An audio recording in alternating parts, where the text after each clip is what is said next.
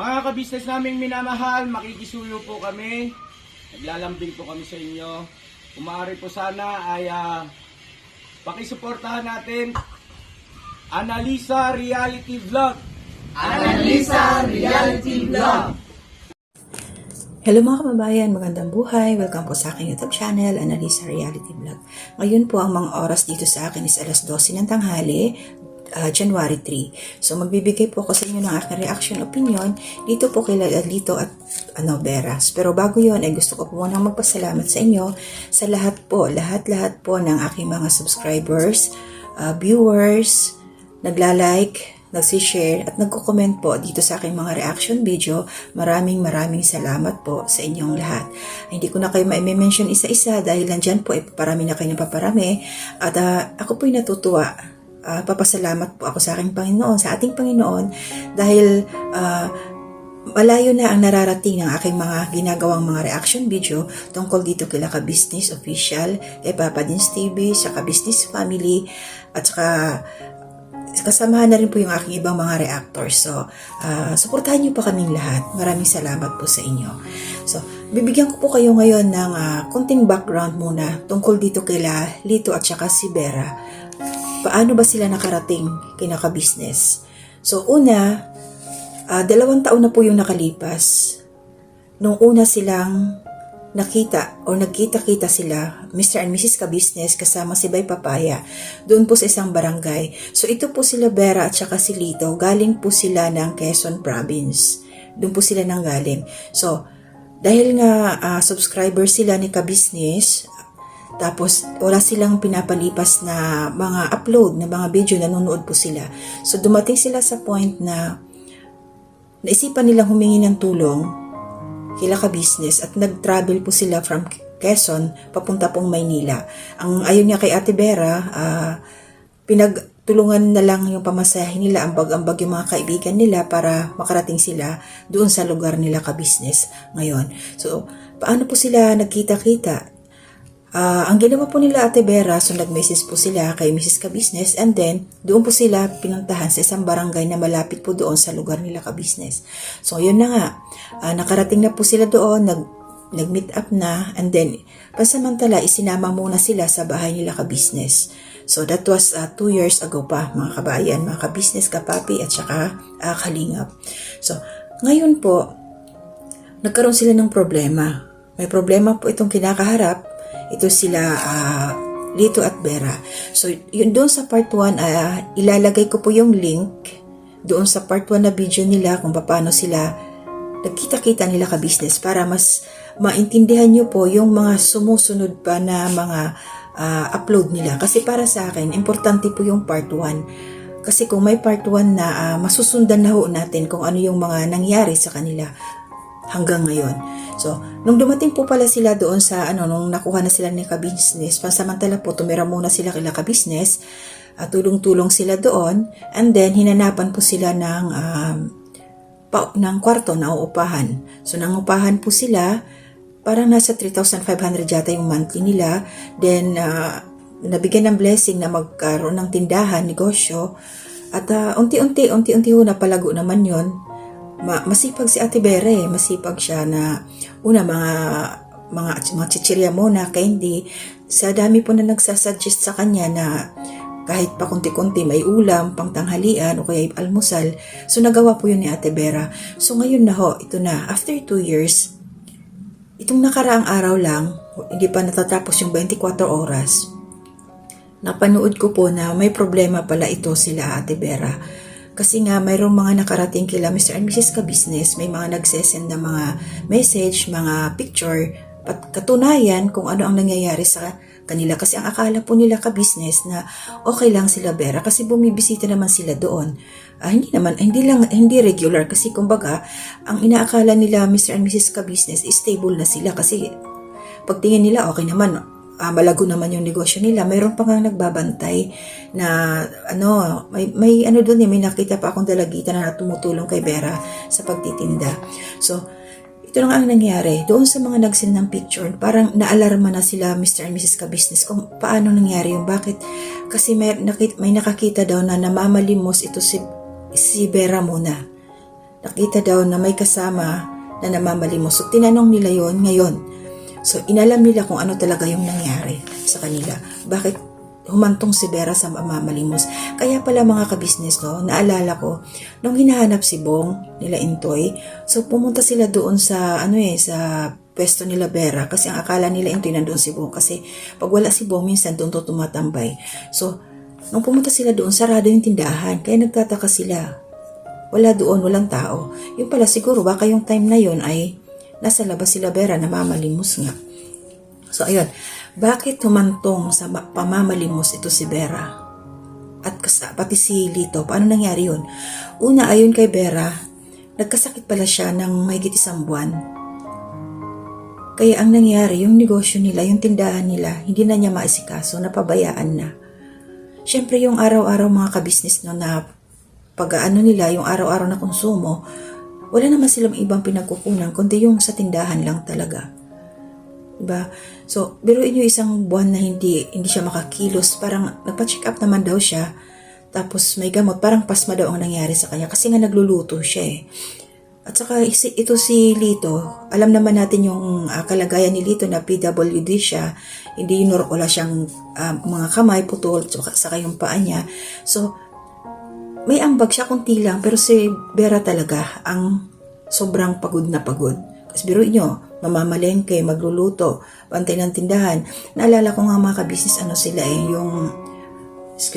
halos 24 hours silang open, nagpapalitan sila ni Lito sa pagbabantay. Kung namamalengke si Vera, si Lito naman ang bantay. Pag natutulog si Vera, nandiyan din si Lito bantay, so salitan ang mag-asawa. So, nung nagkasakit na nga ito si Vera, doon na napabayaan yung tindahan. Tapos, ang problema nila dito mga kabisnes kasi, sinarili nila yung problema ba? Hindi nila sinabi, hindi nila ipinaalam kay kabisnes na una yung nagkasakit si Vera, hindi nila ipinaalam ito. Siguro kung sinabi nila doon kila kabisnes na hindi mo na makapagtinda si Vera, kung kumbaga lumapit sila, humingi ng tulong, baka yung tindahan nila tuloy-tuloy pa ngayon, hindi mababangkrap, hindi maisasarado kasi syempre magagawa nila kabisnes ng paraan paano sila matutulungan kasi syempre pag yung katawan natin may problema, hindi naman natin pwedeng pilitin na kumilos o magtrabaho, di ba?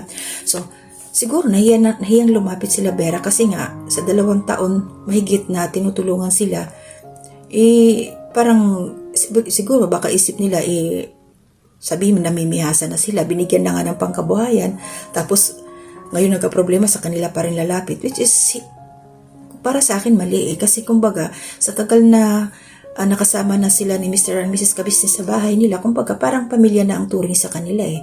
So maganda talaga pag may problema, huwag mahiya, i-open, lalo na sa mga taong close mo na, i-open kasi para baka may magawa silang paraan na matulungan ka. So ayun, nahiya silang lumapit, tapos dahil na rin siguro sa pride nila, at ang nangyari pa dito mga kabisnes, no? Nagkautang-utang na to si Vera. Nangutang siya ng 5-6. Kasi binabayaran habang may sakit siya, tawag dito yung konsumo nila sa bahay, tubig, at saka yung kuryente. Araw-araw ang patak nun. Hindi siya hihinto, hindi porket hindi ka na makapagtrabaho, may sakit ka, tapos yung tindahan mo, sarado muna, stop na rin yung mga bayarin. So, tuloy-tuloy ang bayarin nila since nangungupahan nga sila. At, yun, dito sila sa 5-6 na dali. So, hanggang ngayon, meron pa silang babayaran. Mahirap po talagang mangutang kasi pag nagnegosyo ka na utang ang puhunan mo, napaka-stressful po yun mga kabisnes, no? Kasi, kakayod ka, hahabulin mo yung hulog mo dun sa inutang mo. Hulog pa lang yun. Lalo na ganyan 5-6. Ang interest lang araw-araw ang hahabulin mo. Yung principal na utang mo, hindi pa babayaran. Kasi hahabulin mo talaga yung pang araw-araw mo. So, paano mo pa mapag-iipunan yung sa bahay na bayarin, sa tubig, at saka sa kuryente mo, plus konsumo niyo ang pagkain. So, nagkabaon-baon sila sa utang. So, anong nangyari kay Ate Vera? So, ang ginawa niya, kung maalala niyo mga kabisnes na merong tinulungan sila Mr. and Mrs. Kabisnes na dalawang din yung blind. So doon pala pumunta si Ate Vera, nag-message siya, sinasamahan pala niya to na mamalimos. Kasi kung magkano yung kinikita, binibigyan din siya. parang nag-part-time siya doon. Hanggang sa napansin nila na parang kumikita na sila doon, sila Vera, nag-offer pala ito si Lito na kung pwede, si Lito na lang ang i-guide ni Vera, silang dalawa na lang ang mamalimos. So, marami ang nakakita kasi kilala sila nasa social media, nakilala si Lito. So, saan sila namamalimos? So, napunta sila sa Divisoria, sa Manggahan daw, tapos sa Bayan, at saka sabay sa Sudon ang mga pwesto nila. So, syempre, ikot-ikot, nakilala talaga sila hanggang sa nakarating na kila ka-business. So, ngayon, nagulat yung mga taong nakakakilala sa dalawa na alam nilang tinutulungan ng ka-business official kung bakit humantong sa pamamalimos na itong dalawa. So, syempre, napahiya ngayon sila sa ka-business kasi hindi nga nila alam. Bakit? O parang, ang nangyari doon, parang siguro sabihin napabayaan na sila dito kaya namamalimos yung mga ganon. So sa part na yun talaga napahiya sila ka business, pero hindi naman kasi nila alam kung anong problema ng mag-asawa kasi hindi naman po sinabi nila Lito at saka si Vera. So sa mga nakapanood, hindi po natin masisisi sila ka business kasi hindi naman lumapit yung dalawa doon sa ka-business family na ka-business official na tumulong sa kanila dati. Ayun ang nangyari ngayon. So, ang ginawa pa ni Vera para matapalan yung mga utang niya, may time pa pala noon na pumunta ito si Lito kila ka-business, pero hindi na yun na-vlog. Nakita si Lito, pero hindi sinabi na kung ano yung purpose. So, yun pala nanghiram ng pera, pero hindi na yung pinabayaran nila ka-business. So, kumbaga, itinulong na lang, bigay na lang. Kasi katwiran nga nila ka-business, kung yung mga baguhan lang na lumalabas sila, tapos may nakikita, tinutulungan nila, how much more itong signal dalawa na matagal na nilang tinutulungan, na pamilya na ang turing sa kanila, hindi pa nila aabutan sa ganitong mga sitwasyon, di ba? Kasi hindi naman natin masabi na talagang magkakasakit tayo. So, anong nangyari ngayon sa kanila? So, maliban sa pamamalimos ni Vera at saka ni Lito, so, nag-part-time din pala ito si Vera sa kantin. Part-time lang siya, hindi siya regular. Part-time lang. Kung ang sabi ni Vera dito, minimum naman yung sahod niya. So, pumapasok lang siya pag, halimbawa, mayroon daw nag-day off. Panggabi, papasok siya, nagluluto siya sa kantin. So, hindi yun permanente. Kaya yung araw na wala siyang pasok sa kantin, sumasama siyang mamalimos doon sa dalawang blind na tinulungan nila ka-business. Kaya pala nangyari yung gano'n na nakita silang namamalimos na sa Divisoria. So, ngayon, ano ang offer nila ka-business? Ngayon, dahil nakausap na nga sila, so may mga options na ibinigay sila Mr. and Mrs. ka-business. Kasi nga po, kung ipagpapatuloy nila yung pagtira doon sa bahay na inuupahan nila, ang kasi ni Vera, ang solusyon niya rito ay mamamasukan pa rin siya, pero maghahanap pa lang. Wala pa siyang talagang mapapasukan na trabaho. Maghahanap pa lang siya kung saan siya matatanggap. Mag-iikot-ikot pa lang siya. So, saan ngayon pupunta si Lito, di ba? So, kung habang naghahanap siya ng trabaho, ang patak ng bahay nila tuloy-tuloy pa rin. At mahirap yun. So, mas lalo pa silang mababaon kasi yung trabaho ni Vera, ibabayad niya doon sa inutang pa niyang balance sa 5-6. So, ang offer nila Mr. and Mrs. ka-business ngayon na dapat pag-isipang mabuti nila Vera, kasi na-open niya doon na kung gusto nila iwanan na yung bahay para wala na silang uupahan, wala na silang intindihing konsumo kada buwan, at wala na silang poproblemahin sa pagkain at anuman, sa kabaitan ng puso nila Mr. and Mrs. ka-business, nag-offer nga ito sila na on the spot yung decision nila. Parang nagkasundo naman na siguro sa antayin natin yung resulta na ito si Vera at saka si Lito lumipat na ulit doon sa bahay ng ka-business. Doon na sila tumira kasi nga naman ito si kabayan na Renji, wala naman na doon kasi diba lumipat na sila, nagsarili na ng upahan sa labas. So ang papalit na lang doon sa kwartong yun ay sila Vera at saka si Lito, at tutulong-tulong si Vera doon sa bahay. So wala na silang ibang iintindihin, diba? So libre na sila sa bahay, sa pagkain, at tutulong na lang si Vera. Masipag naman siya Makita naman natin yung kasipagan ni Vera. So, doon sa pagtulong-tulong niya, meron din, aabutan din siya kahit papano. Hindi po yung sweldo, abot po, tulong po yun nila ka-business. So, para sa akin, kung ako yun maganda yung offer na yun. Sana tanggapin nila Lito at saka ni Vera. Saka makisama na sila para ulit, itong mga ka-business parang bumalik ulit sa umpisa.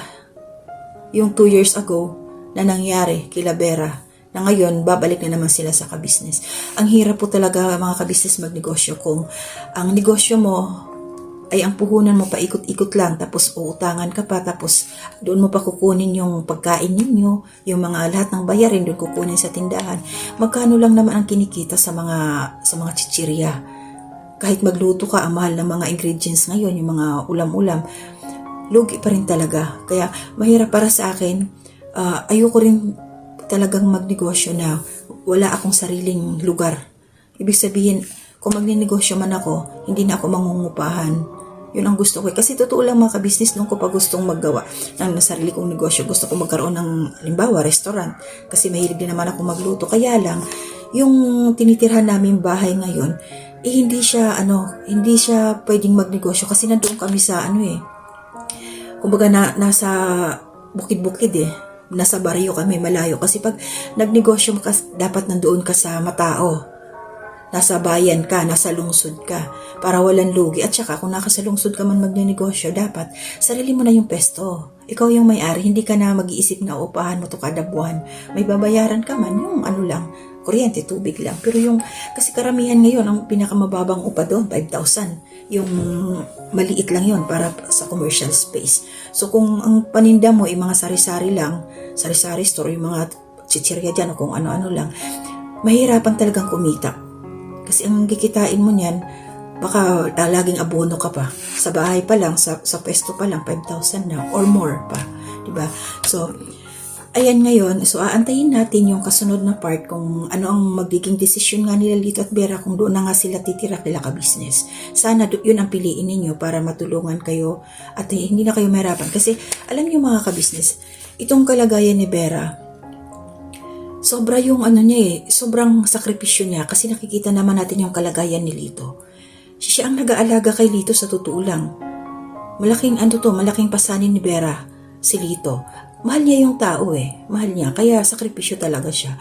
Ito si Lito, nakauwi na to ng probinsya nila kasi nagka-problema dati. Kasi nung bagong dating sila dyan sa Maynila, may mga salita na parang opposite doon sa mga nangyari. So may kaya ito sila Lito, may kaya talaga sila. Pero syempre, nag-asawa man siya kay Vera, kaya mas pinili nilang magsarili sila. Lumayo doon sa lugar. At ngayon, ayan. So, nakiusap nga si Lito kasi syempre malalaman ang mga kamag-anak, makikita na bakit namalimos si Lito. Akala ba maganda na yung buhay sa Maynila, may negosyo na, tapos makitang namamalimos. So, nakiusap to si Lito na wag nilang pagalitan si Vera kasi si Lito rin naman mismo ang nag-offer na samahan siya para mamalimos, para makatulong din. Pero sa totoo lang, diba, naalala ko noon mga ka-business, no?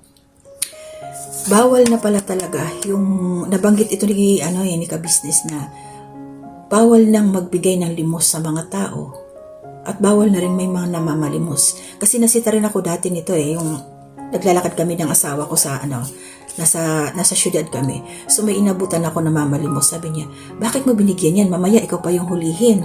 Kasi bawal na daw talaga magbigay ng limos. Bawal na talaga. So basahin nyo na lang, i-research nyo na lang kung bakit may pinagbabawal ang pagbibigay ng limos. Diba? So, pinapaiwas na talaga yan. Kaya, ayun, sana mabuti na rin yun at naagapan. Salamat po doon sa mga kabisnes na nagmalasakit at nagparating na mga mensahe doon kay Mr. and Mrs. Kabisnes para ma-address po yung naging problema nila Lito and Vera kasi wala nga ho silang alam sa mga nangyayari sa mag-asawang to. Akala nila okay lang. So, kawawa rin kawawa dito si Vera. Ang sakripisyo niya para kay Lito sobra-sobra. So, para sa akin, kailangan Vera, pakatatag ka lang kasi nga yung ginagawa mong sakripisyo kay Lito, magkakaroon din yan magkakaroon ka ng maraming blessing kasi hindi yan basta-basta. Mahirap ang ginagawa mo para sa kanya. Tinutulungan mo siya, although asawa mo siya. Pero sana, kasi nagsasama na kayo nabanggit niya na hindi natuloy ang pinaplano ninyong kasal. Siguro na pati yung savings ninyo na damage, na wala na, naubos na nag-iipon sana kayo para maikasal kayo. Kaya nga kayo umuwi ng probinsya, di ba? Paalam kayo sa mga magulang at kamag-anak ni Lito para sa kasal. So inaabangan ko yun, inaabangan namin yun na makasal kayo. Pero ito nga na dumating yung pagsubok sa buhay ninyong dalawa na nagkasakit ka, na bankrupt na. Sabihin na lang natin na bankrupt na ang inyong negosyo at hindi na matuloy ang kasal. So to the rescue. Ngayon ito sila Mr. and Mrs. Ka-Business. So itong ginawa nyo, Vera, sana dumating yung tamang panahon na makasal talaga kayo ni Lito. Kasi nga, ilang years na yon simula nung unang nakita kayo nila Mr. and Mrs. Ka-Business. Ang sabi ninyo, 3 years na kayong nagsasama pero hindi pa kayo kasal. So 2 years na kayo diyan kila Ka-Business. So almost 5 years na kayong nagsasama na hindi pa kayo ikinakasal. So para sa akin kasi, bilang isang Kristiyano, bilang isang Christian, mas maraming blessing, Vera, Lito, once na nagsasama kayo na mayroong basbas ang ating Panginoon, legal kayo sa mga tao, legal sa Diyos. So, mas marami po ang blessing. At saka, na i-avoid din kayo sa anumang mga pagsubok na hindi katulad niyan. Ba? Mga pagsubok na mahirap. So, pag may pagkasal kayo, parang magaan ang buhay. May marumang problema, kaya agad masolusyonan at saka hindi kayo mahihiyang lumapit katulad niyan na parang napabayaan nyo na lang, parang naging sinarili nyo na lang ang inyong mga problema. Diba? So, I pray, I wish na makasal kayo sa darating na panahon. Hindi naman kailangan magpabongga. Ang importante, may blessing. Kasi sa ngayon ang ginagawa ninyo is parang live-in lang kayo. Live-in lang. So, naghahanap buhay kayo para saan? Parang para sa akin kasi walang future pag hindi kasal ang mag-asawang nagsasama. Kasi pagka ganyan, anytime, pwede kayong maghiwalay lang. Whereas kung kasal kayo, kahit subukin man kayo ng kung anong mga pagsubok, yung pinakamatinding pagsubok sa buhay, dahil meron kayong pinangahawakan na kasal, mapag-uusapan at hindi kayo basta-basta mag-give up. Nandoon yung dugtong, yung ties nandoon. Hindi kayo basta-basta susuko kasi kasal nga kayo. Pero ngayon, sana makasal nga kayong dalawa para mas magaan ang pasok ng grasya sa inyo. Yun lang ang sa akin for now. At abangan namin yung time na nandoon na kayo kila Ka-Business. At pakabait lang kayo kasi hindi naman nila kayo bibitawan. Pero inyo itinurin na kayong pamilya. Sa tagal ba naman, halos magkasunuran lang kayo ni Bong. Nakalimutan ko kung sino ba yung nauna sa inyo ni Bong na nakita. Kasi ganun lang 2 years na rin kayo pati si Bong. So, si Bay Papaya ang kasama nila Mr. and Mrs. Ka-Business yung pinuntahan kayo sa barangay.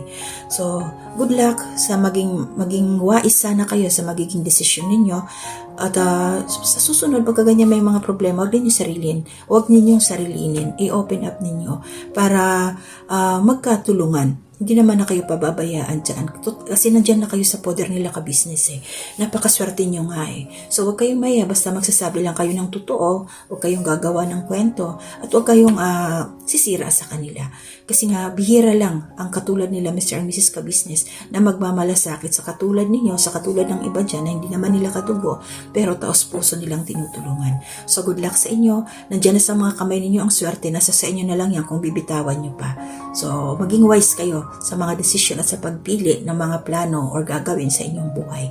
Magpakasal kayo para mas maganda ang blessing na papasok sa inyo. At harinawa, bata pa kayo si Lito ang tingin ko, dati nakita kayo is 31, si Lito, ikaw 28, so plus 2 years na. So 33 si Lito, then ikaw mga 30 years old. So bata pa kayo, marami pa kayo mararating sa buhay. So ingat lang, Vera, at saka yung health mo, sabi mo nga anemic ka, kahit malusog ka. So ingat din kasi yung high blood at saka anemic, almost parehas lang ang mga ang tawag dito mga symptoms niyan. Pero hanggat maaari, Vera, magbawas ka ng timbang, hindi kita binabash. Para lang din sa iyong kalusugan, magbawas ka ng timbang. Bawasan mo yung pagkain ng mga carbohydrates, tapos more on water ka lang. Mag-inom ka ng tsaa, Lipton tea, herbal tea, yung mga green tea, pagkatapos mong kumain para matunaw yung mga fats at saka yung mga carbohydrates, mga toxins doon sa loob ng iyong katawan. Kasi yung lusog mo, hindi siya healthy na lusog. As nagsasabi lang ako ng totoo, Vera, para rin to sa iyong kalusugan. Kasi bata ka pa mahirap yung magka-diabetic ka na ganyan ang katawan mo. So, stay healthy kasi kailangan ka ni Lito. Walang ibang magtutulong sa kanya kahit may mga kamag-anak pa yan. Siyempre, ikaw ang asawa. Ikaw ang mag-aalaga din kay Lito. Kaya ingatan mo rin ang sarili mo. So, magbawas ka ng timbang. Yun lang ang masasabi ko. Magbawas ka ng timbang. Mahirap pero kaya mo yan kung kung gagawin mo. Mag-exercise ka. mag-exercise ka. Ako 50 years old, kaya ko pang mag-bend ng katawan. Kaya ko pang mag-stretching. Kasi mahirap yung hindi mo unat-unatin yung katawan mo, mamamaluktot yung mga nerves, kaya pag kikilos ka, parang alakala mo may magka-crack sa katawan mo. So, kaya mo yan mag-exercise ka para long life. So, hanggang dito na muna mga ka-business, kabayan, kapapi, at ang mga kalingap, hanggang sa muli po ng aking mga reaction video. Maraming salamat po sa inyo. So kung makikita nyo minsan may ilalagay ako sa dulo ng mga tawag dito mga YouTube account. So kung magaan po sa inyong kalooban, suportahan nyo po sila. Siguro magtataka kayo bakit may mga ipina-plug akong may mga ipina-plug akong mga YouTube account. Kasi ito po yung paraan ko na makatulong din sa kanila. Maliit lang din naman ako. Pero para sa akin, malaking bagay na makikita ninyo kung sino yung may mga YouTube channel. So nasa sa inyo na po kung susuportahan nila. Hindi po nila alam yan na ginagawa ko na basta nasa comment sila tapos nakita ko, kinukuha ko yung account nila, ipipaste ko po doon sa dulo or kahit saan po dito sa aking reaction video. Isang way po yun ang pagpapasalamat ko sa inyong lahat na mga sumusuporta sa akin. So hindi po ako nag-aantay ng balik. Basta kung meron po akong may time ako na i-paste ang kanilang account, gagawin ko po. Dahil para makita nyo na rin. Okay lang, hindi nyo ako i-mention. Okay lang po sa akin, walang problema. Basta sa akin po, ito sa aking puso na nandyan kayo, nipapakita ko kayo. So maraming salamat po. Hanggang sa muli na aking mga reaction video. Ingat po tayong lahat. To God be the glory and honor. Bye-bye po.